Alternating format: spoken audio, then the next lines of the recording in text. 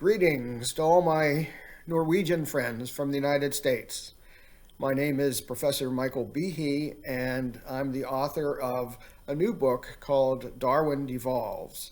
And I'm very happy you're at this meeting to kick off the Norwegian translation of the book published by Ventura Forlag. And I'm very grateful that they have done this to make my arguments available to the Norwegian people. And as you'll see, Darwin Devolves considers the subject of what we now know of Darwin's mechanism since science has advanced to be able to look very closely at the mutations that are involved in evolution. It's only been about 10 or 20 years that advances in sequencing techniques have allowed scientists to map the mutations that help organisms survive. And again, the result is not a surprise because the title gives it away, Darwin Devolves. And the result is that it turns out that the great majority of beneficial helpful mutations actually degrade or destroy genes and genetic information that already exists in the animal. So no new no new genes or no new controlling elements are made. Rather, it's quickest and easiest for random mutation to break something, and sometimes breaking something helps. So that's the gist of the argument. And in the book, I also reiterate my argument that the best explanation for the fantastic molecular machinery that science has discovered at the very foundation of life, the cell, is purposeful, intelligent design. And the reason for that is not some religious conclusion, it's not a philosophical one. Rather, it's because whenever we see a purposeful arrangement of parts, that is, separate things that are put together for a discernible purpose, then we always conclude that the arrangement was purposely designed. Of course, that's just a brief overview, and you'll get more details when you read the book. Now, the book has been out in English for the past 9 months or so, and it's generated a fair amount of reaction from the scientific community.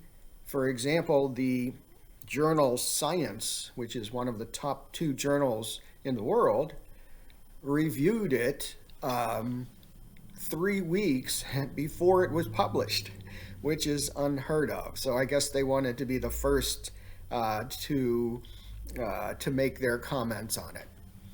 And one of the reviewers of the book is a man named Richard Lenski, whose work I discussed considerably in the book. And I was really pleased with the review, not because it was favorable, rather it was very unfavorable, was scathing.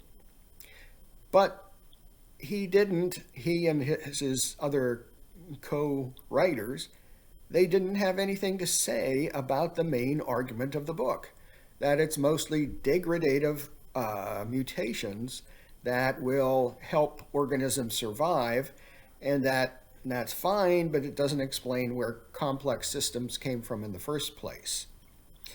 And I commented on the review by Richard Lenski and a couple of other folks, and you can find my comments at the book's website, www.darwindevolves.com. Darwin Devolves in English, all no spaces, words pushed together.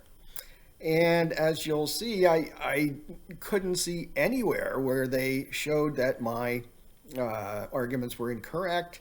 and rather they rehashed old arguments, and they seemed not to realize that I had answered all of the old arguments in detail and showed why they were mistaken. In fact, they didn't seem to do much homework at all. And later on, Richard Lenski, on his own website, engaged the arguments of the book. And again, as you'll read from my replies, he had nothing of substance to say about the main argument of the book. So, in my unbiased opinion, I think the scientific community has no answers to this argument that Darwinism can help organisms survive, but it does so by breaking genes, most frequently by breaking or degrading genes. And when you think back about it, you say, why didn't I think of that before? It's so obvious. Nonetheless, as seen from the initial reactions to the book by scientists, intelligent design is still feared and looked at with anger and derision by mainstream science. And it's not because they are confident in Darwinism. Turns out that many scientists, many biologists, even many evolutionary biologists, think Darwinism, neo-Darwinism, is insufficient to explain what science has discovered, especially in the last 50 years or so, since we've been able to look at the molecular foundation of life. Nonetheless, those skeptical scientists don't entertain the idea of intelligent design, not because it doesn't fit with the evidence, but rather because it's for sociological reasons. That is, it's forbidden. You're not allowed to think about things like purposeful design in science.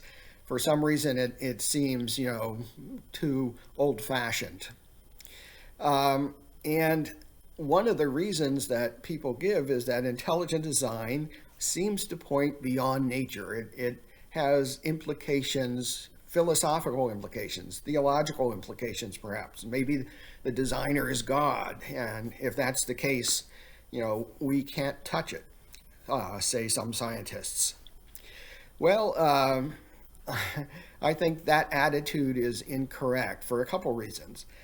First, science is supposed to follow the evidence wherever it leads.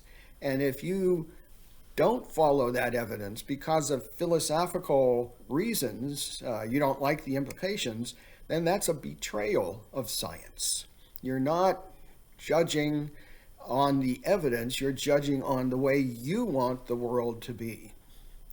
And a second reason is actually there have been times in the past where scientists have thought that some idea had philosophical implications and that it wasn't scientific, but which later on was accepted by the scientific community. Two examples. An older one is Newton's theory of gravity. When it was first presented, many naturalists of the time thought that this gravity implied action at a distance, and that was kind of spooky and reminiscent of older, more more philosophical ideas, and they didn't like that. But nonetheless, Newton's theory of gravity was very helpful and was accepted after a while. And the second example is the Big Bang theory. Back in the 1930s, when the motion of galaxies away from each other and away from the Earth was noticed, and it seemed to people that it was in the aftermath of a big explosion, then some scientists thought that, well, maybe this suggests that the universe began in a Big Bang. But other physicists hated that idea because they thought that the Big Bang implied a beginning to the universe, and that means there was a beginner, someone or something that initiated that. and they didn't like the theological implications of it. So I see intelligent design in the same boat.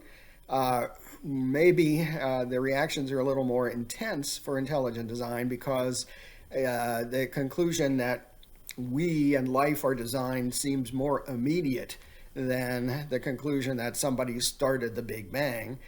But nonetheless, I think they have in common the fact that the Big Bang Theory and intelligent design are they both may have philosophical and theological implications, but they both rely exclusively on the scientific evidence and normal modes of reasoning.